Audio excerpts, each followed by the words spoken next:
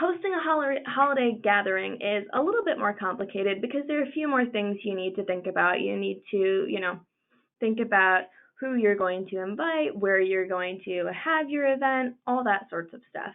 But again, it's a great way for you to network and reconnect with any clients that you may not have seen in a while.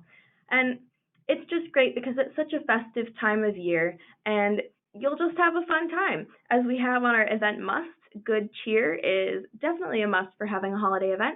And what you'll want to do is keep a record of who attends your event, whether, you just keep a note in your phone or you have a guest book. You'll want to collect their email addresses so you can follow up with them to plan a holiday review or a business review and get their valuation going.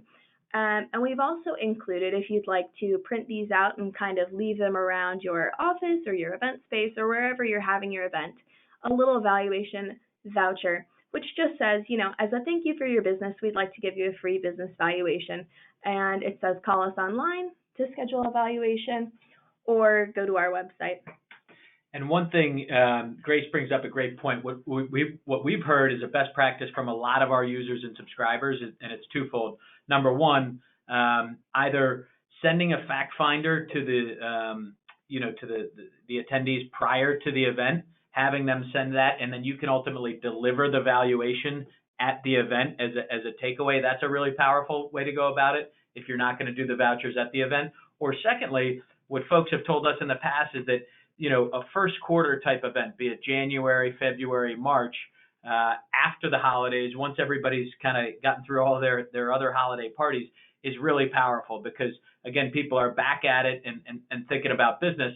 But you've also given the business owner the opportunity to kind of realize where their financials landed in 2019. So if they do it in the first quarter, you can get a real clear understanding of what the business is valued at, with 2019's full financials now being kind of concluded or input into the platform. And so two great best practices there are, to Grace's point, either you're giving away a voucher at the event and then you're following up with an in-person meeting to deliver the valuation, which is very powerful because that secures the follow-up meeting. Or another way that folks have done it is send the fact finder prior to the event and show up to the event with the valuation for the business owner and you can discuss it. So two different ways of doing it, but both very powerful and both great best practices that we've heard from our clients. Mm-hmm. And if it's been a while since you posted an event or you need a couple tips, feel free to check out our event marketing guide. In this guide, we go through different ways to plan your event and create an event strategy from, conceptualizing, what you're going to do and who you're going to invite to the follow-up after your event. So this is a really great guide for you to use if you just need a little bit of extra help or some extra ideas on what you'll need to do. And you can also download that in the handouts menu to your right. So finally, if you'd like to access the resources that we have or that we mentioned in the webinar, you can always find them in the Success under the different drop-down menus, or you can, again, download them here in the handouts bar. In this packet, we have a sort of festive top 10 reasons for business valuation. You could send this out to your clients.